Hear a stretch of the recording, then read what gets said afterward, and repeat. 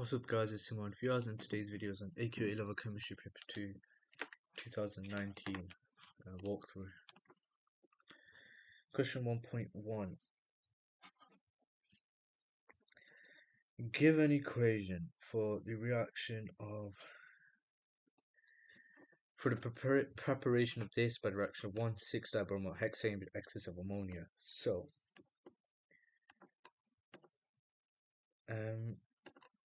1,6-dibromohexane, methane, propane, butane, pentane, hexane, a bromo here, 6 carbon bromo here.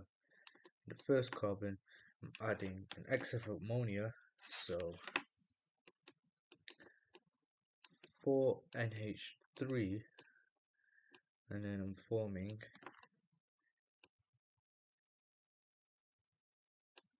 NH2, H2N plus 2NH4Br.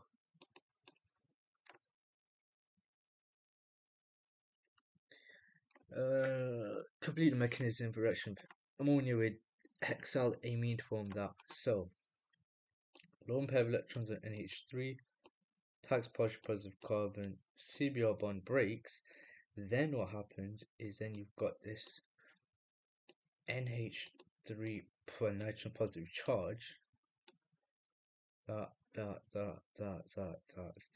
NH2, and then what happens is another ammonia molecule. Actually, I should show it like this, because what happens is it acts as a base, takes a proton, and then curly arrow down. Cyclic secondary amine that can be formed as a byproduct in this reaction. So something like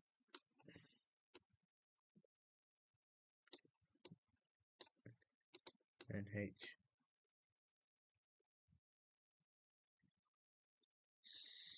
1,3,6 can be formed two stations to start from dibromobutane. Stage 1 reagent condition, stage 2 reagent and condition. So stage 1 reagent and condition KCN, KCN aqueous, alcohol, you have to say both, I'm pretty sure, and then stage 2 H2 and nickel. So we get the nitrile and then reduce the nitrile to the amine, and this is called, this part, H2 nickel catalytic hydrogenation. Explain why 3-aminopentane is a stronger base than ammonia. In 3-aminopentane, the lone pair on nitrogen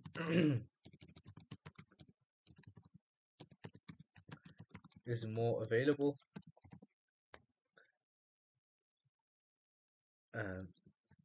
Lone pair on nitrogen accepts H pluses because of the alkyl electron pushing / inductive effect. There's only 2 marks, so you could just say in 3-aminopentane the lone pair electron is more available because of the alkyl electron pushing / inductive effect.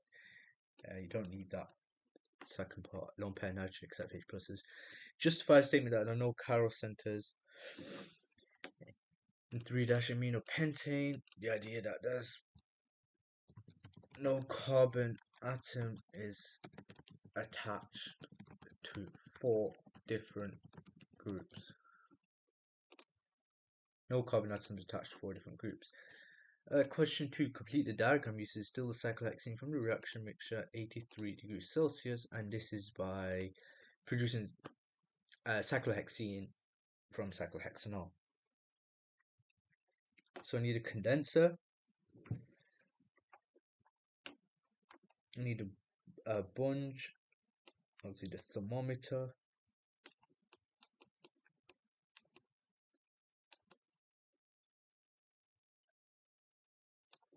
and the rest of the part I'm going to check back through my textbook. It does go through this exact practical,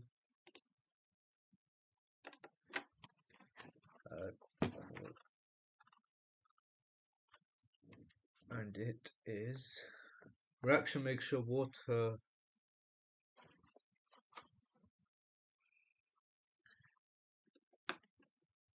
condenser jacket. Yeah, I need a condenser. So what I have to do here is this bit's here. Then I've got this bit here. And remember, this is water out.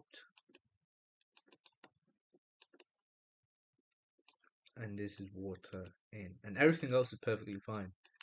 So include the thermometer, the sponge in the flask, water out, water in, and add the condenser jacket condenser. Water out, water in, thermometer, and sponge. Then it says state why cyclohexene can be separated from the aqueous solution by using the separating funnel. The idea that the liquids are immiscible. What does this mean? / the liquids don't mix together. Liquids are immiscible. Give one observation a student made to confirm the cyclohexene was dry.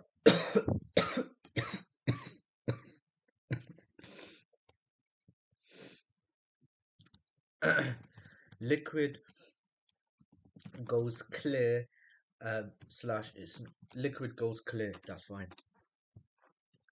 Question 2.4. In this preparation, a student added an excess concentration of phosphoric acid to cyclohexanol. Obtain this much of cyclohexene. Density of cyclohexene is that. Calculate percentage yield of cyclohexene obtained. First thing I would do is work out the moles of cyclohexanol. Cyclohexanol, which is just going to be 14.4 the mass over the mR. Then what I would do is I know density and I've got the volume. Density is mass over volume. Therefore, mass equals density times by volume, which is going to be 4.15 times by 0.180. And then I know moles is obviously going to be the mass, which is, well, I've just worked out, 4.15 times by 0.180 divided by the mR, which is 82. So very basic stuff, just using moles is mass over mR, density is mass over volume, mass is density times by volume, moles is mass over mR again. So I get the moles of cyclohexanol, as this is going to be 0.144. And then the moles of this, which is going to be 0.0410 moles. Then it says calculate percentage yield of cyclohexene obtained. Now I need to recall the formula for percentage yield. Well, it's actual yield, actual over theoretical. And remember, because it is a percentage, we times by 100. So the actual yield is going to be the moles of the cyclohexene, which is 0.0410 divided by the moles of cyclohexanol, 0.144 times by 100. That's simple. And then I should get 28.5%. So find out the moles of cyclohexanol, find out the moles of cyclohexene, moles of cyclohexene over moles of cyclohexanol times by 100.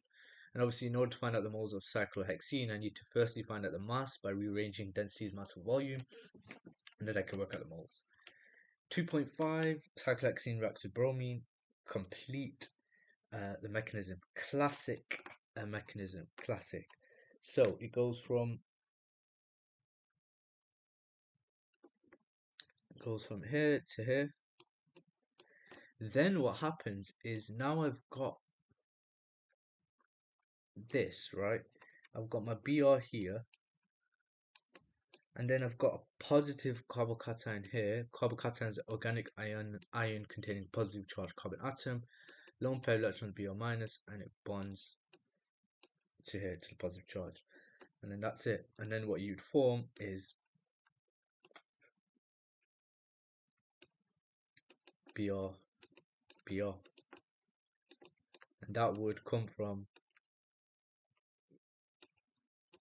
Br plus lone pair of electrons Br minus one to there. So curly arrow from there to the Br, and then positive charge lone pair of electrons Br minus bonds to it. Then it said deduce the molecular formula of isoprene and suggest a possible structure. And it says outer layer of golf balls are made from a polymer called polyisoprene. Isoprene monomer is a non-cyclic branch hydrocarbon that contains 88. It's a hydrocarbon. Hydrocarbon are compounds containing compounds of carbon and hydrogen atoms only. So I can firstly do 100 minus 88.2. They always like to ask these type of questions, and they're not too difficult. It's just the same process a lot of the times. Then I need to work out the moles of carbon to hydrogen. So moles of carbon is going to be 88.2, the mass over the MR, percentage by mass. Moles of carbon is moles of hydrogen is going to be the mass, 11.8 divided by 1. And then I'm going to simplify that to 88.2 divided by 12, 7.35 to 11.8. And it says empirical formula is the same as molecular formula. Okay, that's nice. Then I'm going to divide by the smallest number of moles, the smallest ratio, divided by 7.35. I'm going to get 1 to 11.8 divided by 7.35. And I get 1 to 1.61 basically. And then 1.61, what do I times that by to get a whole number, I guess?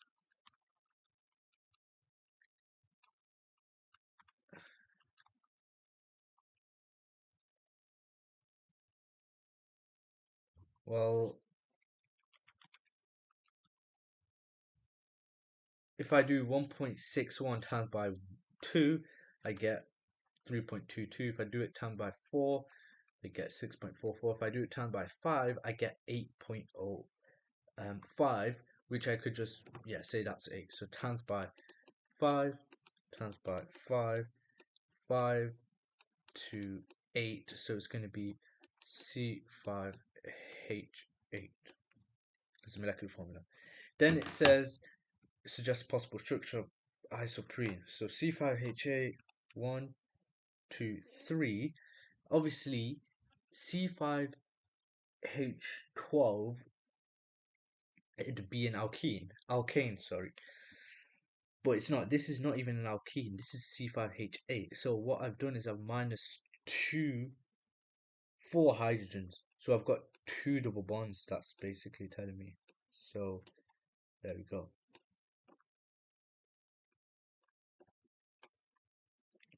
One double bond here, one double bond here. 1, 2, 3, 4, 5. Yeah, C5H8. Then it said draw a skeletal form of the monomer used to make this polymer. Monomer used to make this polymer was going to be 1, 2, 3 methane, ethane, propane, butane. 1, 2, 3, 4 butane. I've got a double bond here of the monomer used to make the polymer, and I've also got a double bond here. And the UPAC name is going to be buta-1 3-diene, because buta 1,3-diene, bonds are there, and the first and third carbon. Then it says draw the structure of a repeating unit of the third polymer.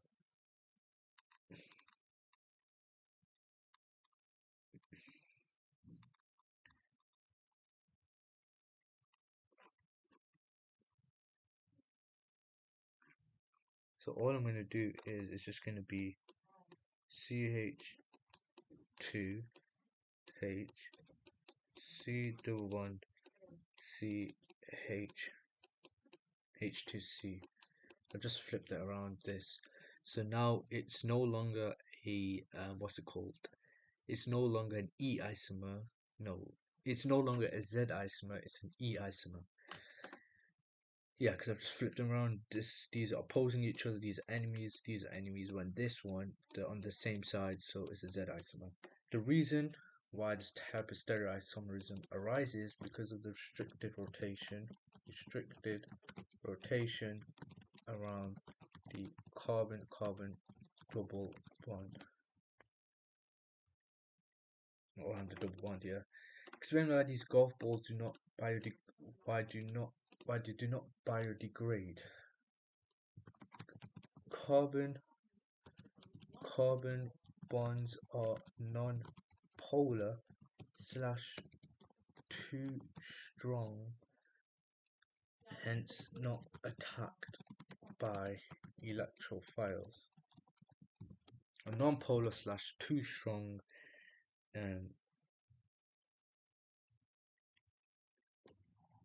not attacked by not electrophiles, not attacked by nucleophiles because it's so strong and non-polar.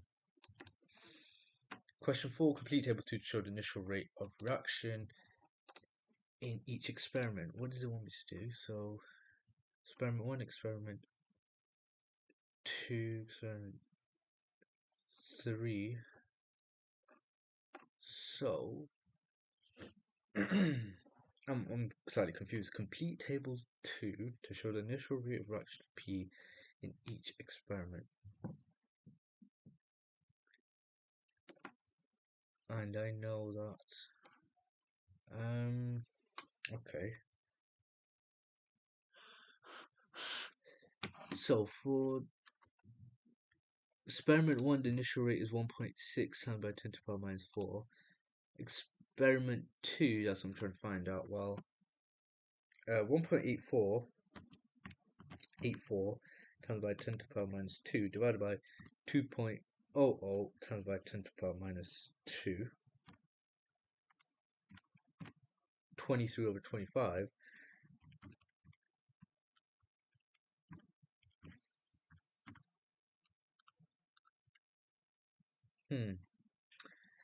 I'm just slightly confused. What do they want me to do?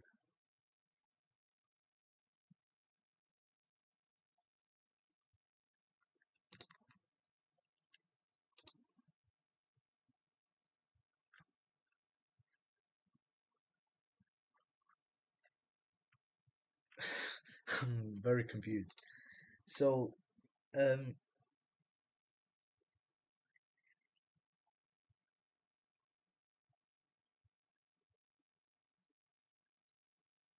I know the initial rate of reaction of P in experiment 1 1.6 times by 10 to the power minus 4.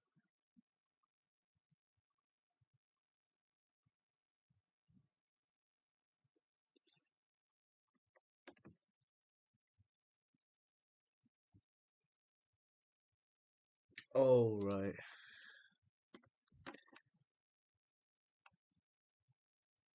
If we look here,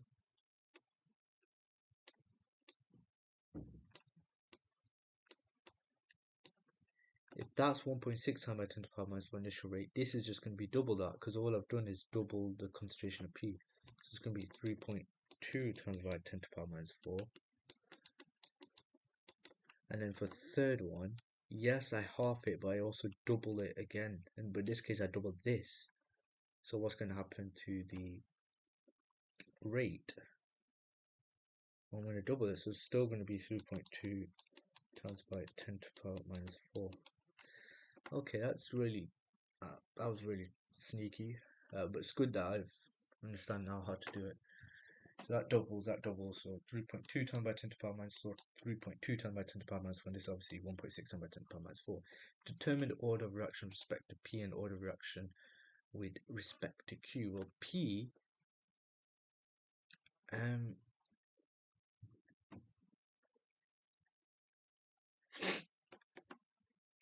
P is clearly going to be 1.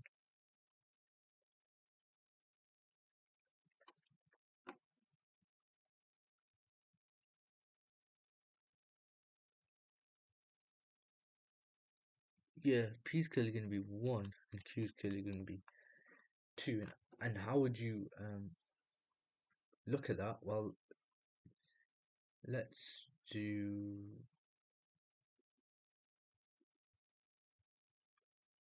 look at this reaction, 0.34 divided by 0.50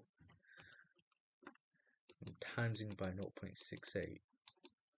And for experiment 3, initial rate is 3.2 times by 10 to the power minus 4. Here I don't know what I'm timesing by.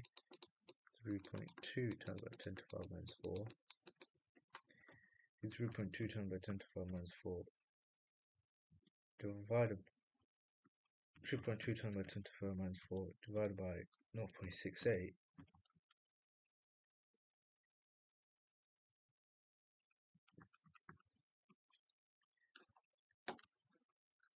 So P is 1, Q is 2, and for this one, 3.2 times by 10 to the power minus 4, 3.2 times by 10 to the power minus 4, P equals 1, Q equals 2.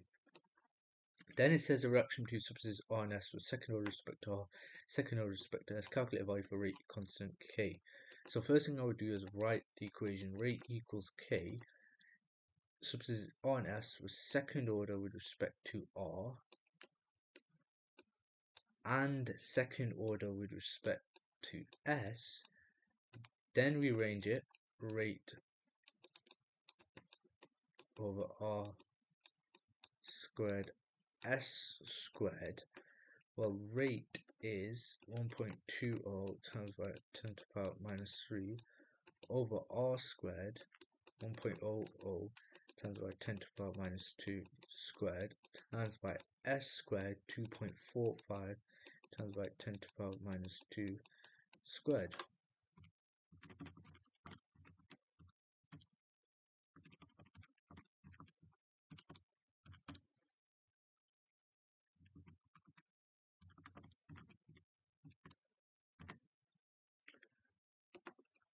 One 1.99 times by 10 to the power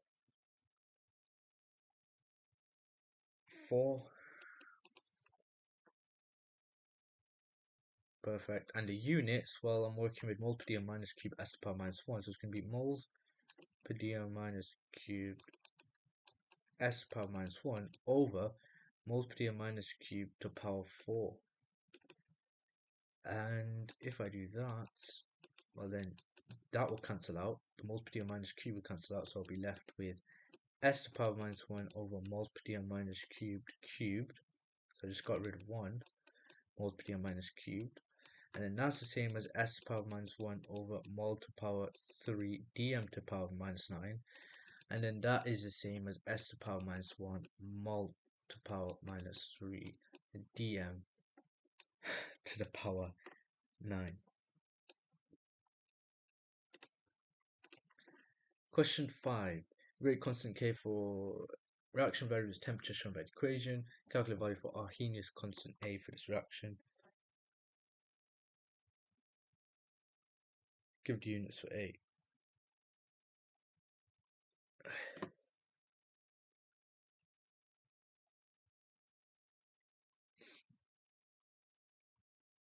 So first thing I would do is do the logarithmic form. So ln k equals ln A minus EA over RT. Let me just double check that is the logarithmic form. It should be minus EA over RT plus ln A, yeah, ln A minus EA over RT. Then add EA over RT, so ln A equals ln K plus EA over RT. Then I'm going to use ln A equals ln K, ln 3.46 times by 10 to the power minus 8 plus EA. I want my units, well, it doesn't really matter unit, so plus 96,200 divided by 8.31 times by temperature in Kelvin 298. That will give me ln A, but I want A, and therefore, well, let's find out ln A. So shift ln 3.46 times by 10 to the power minus 8 plus 96,200 divided by 8.31 times by 298 is 21.6676145. Therefore, to find out A is going to be e to power of that.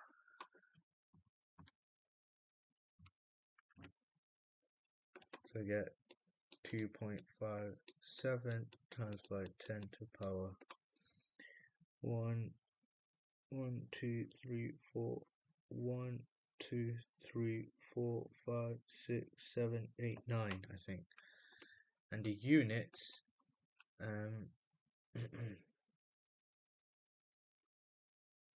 well, the units are Heen's constant in this case.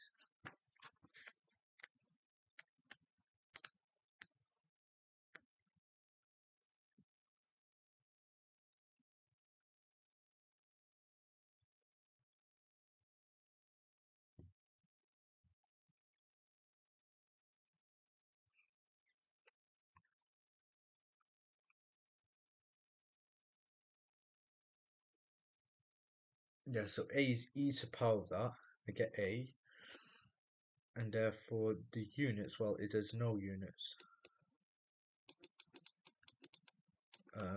Actually, I would say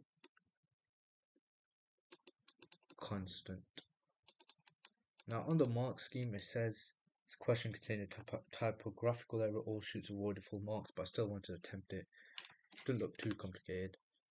Take the logarithmic form, rearrange it, ln a, substitute values in, you get a, ln a, then remember a is e to power that, you get a, and the units, there's no units as a constant.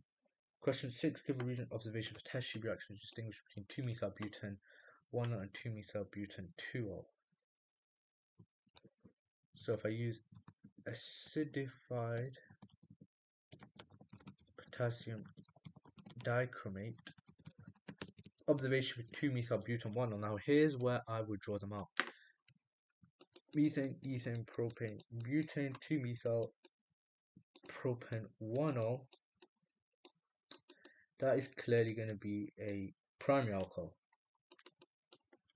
2-methylbutane 2-ol, methane, ethane, propane, butane, OH group, and a methyl group on the second carbon. Yeah, just do it here, it doesn't matter.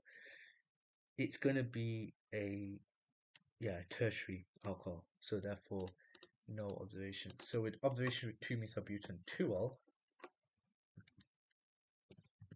orange to green solution, observation 2-methylbutane 2-ol, and no visible reaction / change, stays orange. Question 6.2 I can't do, I haven't gone through NMR and all that.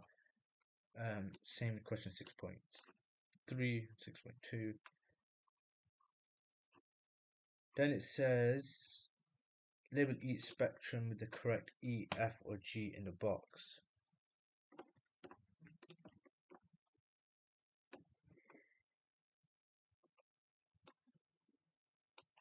F, G, E.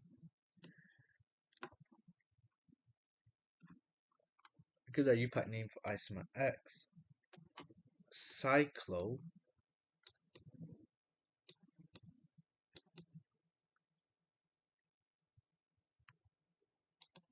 Pentanone. So F, G, and E, cyclopentanone, methane, ethane, propane, butane, pentane, ketone, cyclopentanone. 7.2 I can't do, haven't gone through that. Okay, question 8. Name the mechanism of the reaction in step 1.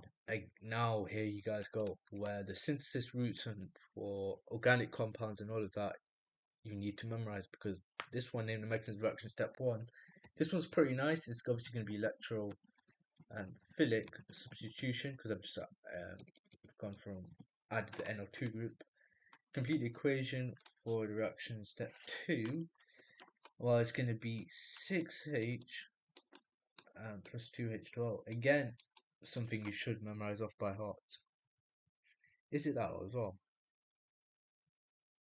Yeah, it says allow 6H, so that's fine, plus 2H12. Or you could do the 3H2, the catalytic hydrogenation that one. Then it says, in theory, either ethanol chloride or ethanoic anhydride could be used in step 3, complete the mechanism for reaction 4-amino phenol with ethanol chloride. ONH2 is used to represent 4-amino phenol in this mechanism. So it's obviously going to be nucleophilic addition elimination. So then what happens is CH3, C oxygen, one pair of electrons negatively charged, Cl. This nitrogen is now positively charged, NH2 R wants to form a double bond. Well, to form a double bond, the CCl bond must break. And then what happens is then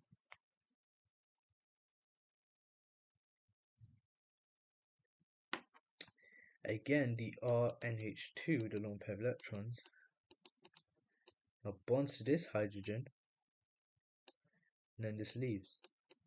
And then what you're left with finally, I always like to do this, what you're left with, C, and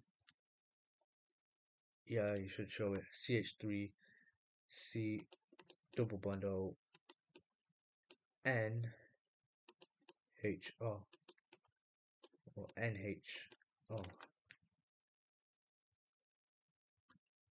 Well, I should just put them all together, NHO. Not bad. Give one reason why ethanol chloride is not used in the industrial synthesis. So why is ethanoic anhydride used over ethanol chloride? No, sorry. Why is one reason it's not used? It's corrosive. Or we could just say dangerous to use. Corrosive is probably better. Question 8.5. In step 3, the other aromatic compounds are formed as well as paracetamol. Draw the structure of one of these other aromatic products. In step 3, other aromatic compounds are formed instead of paracetamol.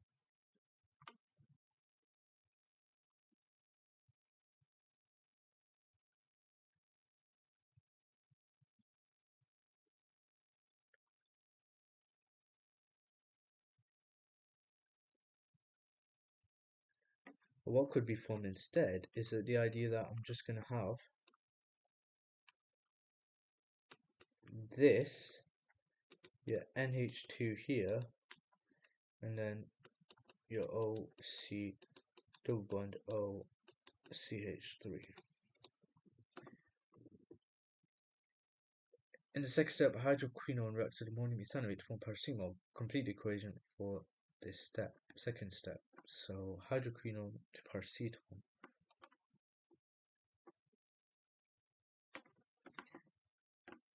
Well, I'm gonna add CH3 COONH4, and then I'm gonna have 2H2O, CH3 COONH4 plus 2H2O. 8.7, let's see how long I've got left because I need to go have roti. I get to have roti. Question 9 I can't do, haven't even gone through this. That's good. Question 10.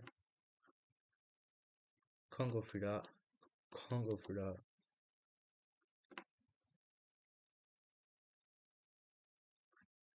And I can go through question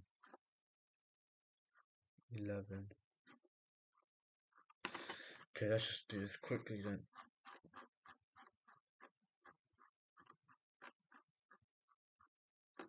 Calculate the mass in kilograms of hydroquinone needed to produce this much paracetamol. Calculate mass of this. So first thing I would do is find out the moles of paracetamol, which is the mass in grams, 250,000, over the mR of paracetamol.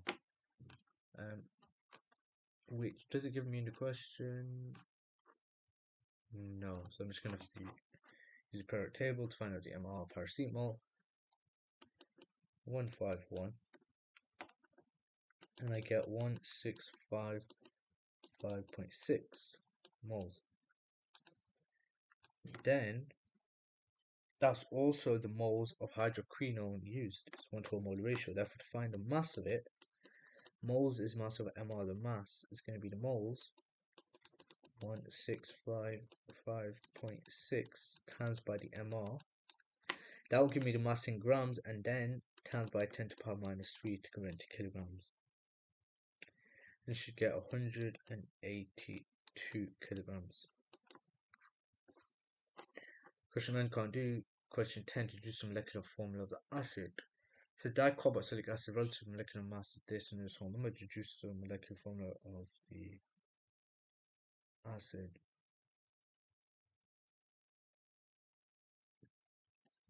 Well, it's a dicarboxylic acid, so it's a COH squared, two of them, and that will give me C2H2O4, and the MR of that is 90, but I know the MR of this relative molecular was 118, so 118 minus 90 equals 28. Therefore it's going to be C4H6O4.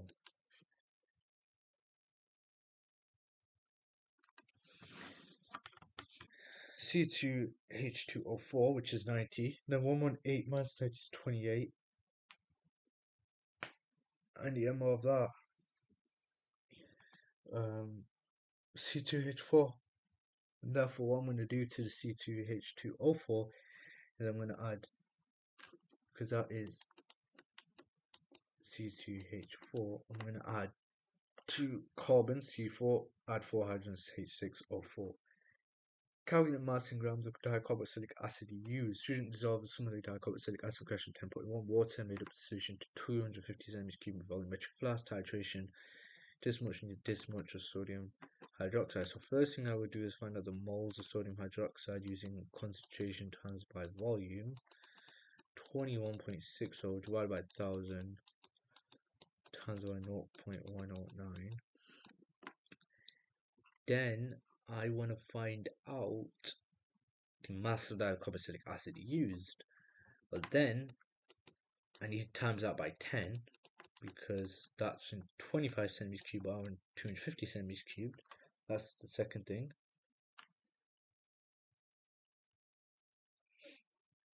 The moles of sodium hydroxide.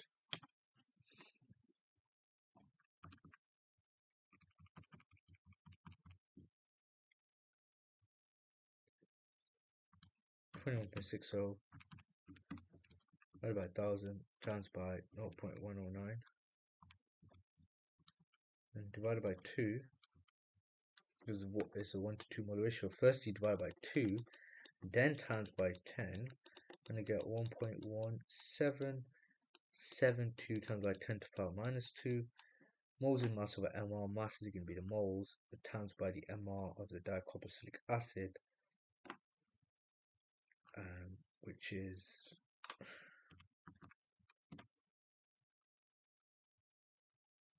118. Then that will give me the mass in grams.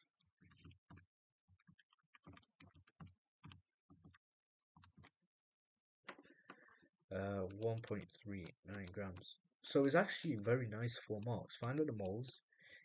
The only hard part is realizing it's 2 to 1 mole ratio, because this is dicarboxylic acid, so I've got a COOH, 2 of them.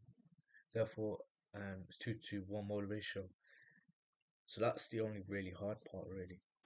Divide by 2, then times by 10, rearrange to get the mass, and there you go. State whether dicarboxylic acid can be distinguished from 2 diols by high resolution mass spectrometry using electrospironization. The precise relative molecular masses are different. That's it. The precise relative molecular masses are different. Question 11.1. Let's go. So this esters form acid anhydride, and then what am I going to form? Then I'm going to form CH3CH2C. So that stays exact same, but in this case, instead of here, I've got my O, double bond O, then O, CH2CH3. plus carboxylic acid CH3CH2COOH, and the name of the ester, well, ethyl methane ethane propane, so ethyl propanoate. Could come from propanoic acid, so propanoate, ethyl propanoate. CH3 CH2 C0.0 CH2 CH3 plus CH3 CH2 COH. Broad structure of vegetable oil showing clearly the ester links represent the hydrocarbon change from CXHY by X to the actual number of carbon and hydrogen atoms. So H2CO C0.0 H2C H2C O C0.0 C0.0 C17H33 C17H31 C17H31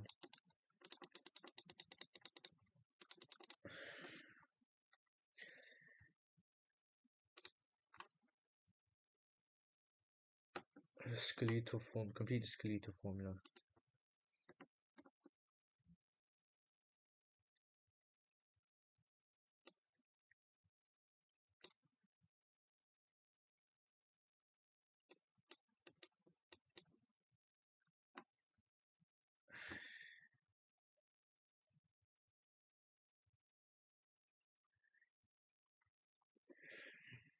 And that's it. Then it says chemical equation of complete combustion of SO19H34O2 plus O2 from CO2 plus H2O. 19 here, 17 here. That's very easy. Then finding out how many oxygen I need, moles of that, that's 26.5. Still, the infrared spectrum of carbon dioxide is not what you might predict from data in table A.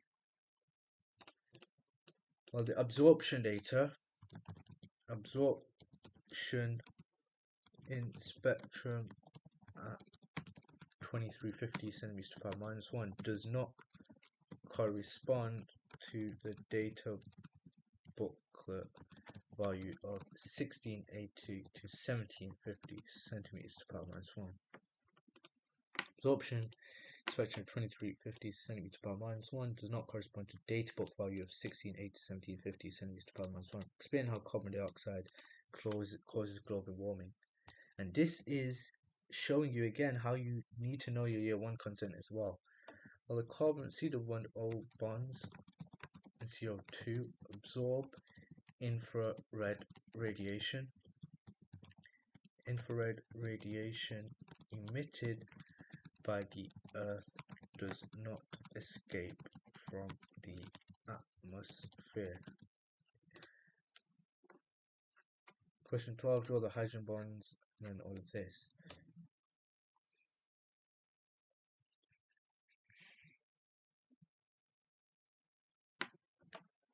Well, here you've got there, that's one.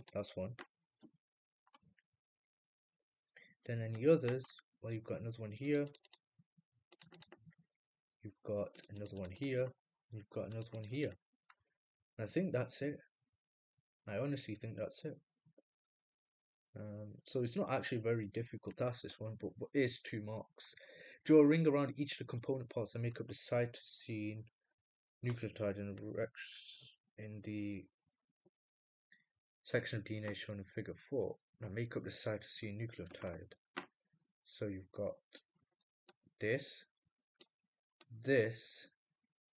Oh, I shouldn't have included that. Not care about that.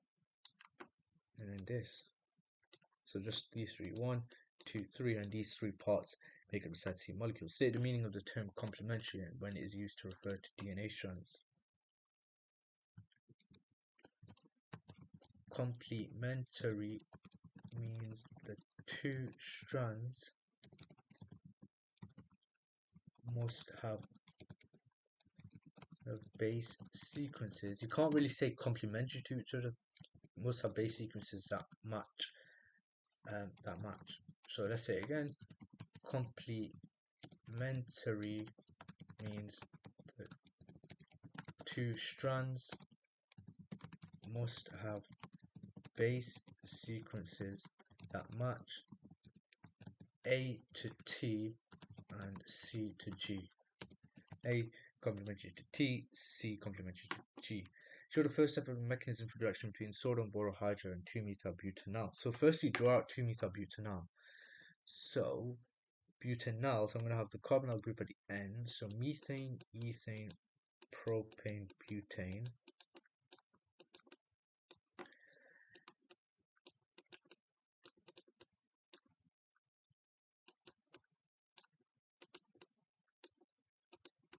Methyl group here and the hydrogen here.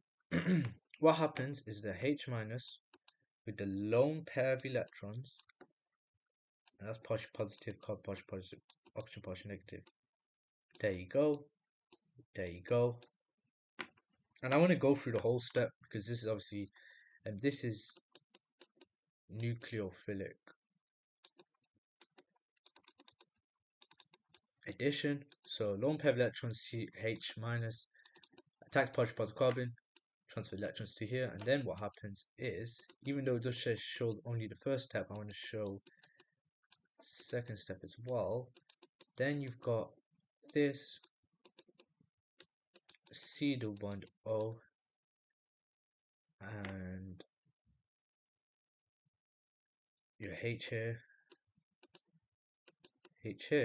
and then the lone pair of electrons on here bonds to a H plus ion, and then you reform that. I just need to check one thing, whether the oxygen is still negatively charged or not. Let me check that.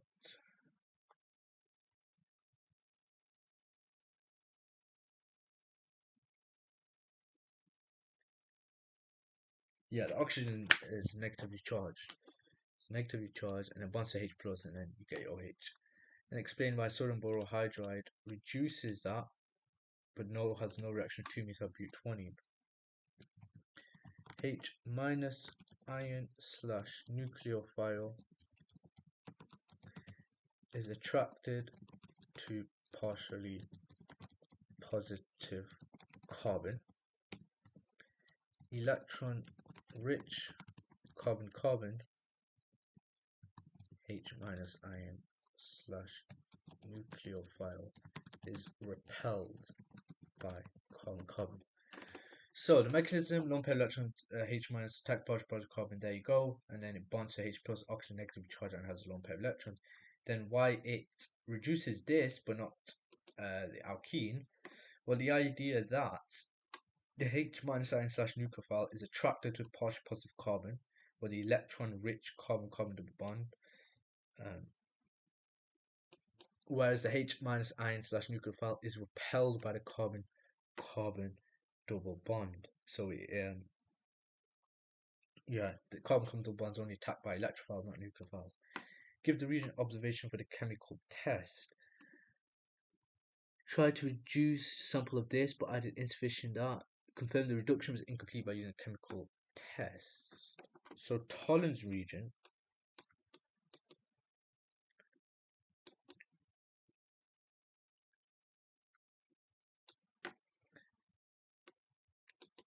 Silver mirror.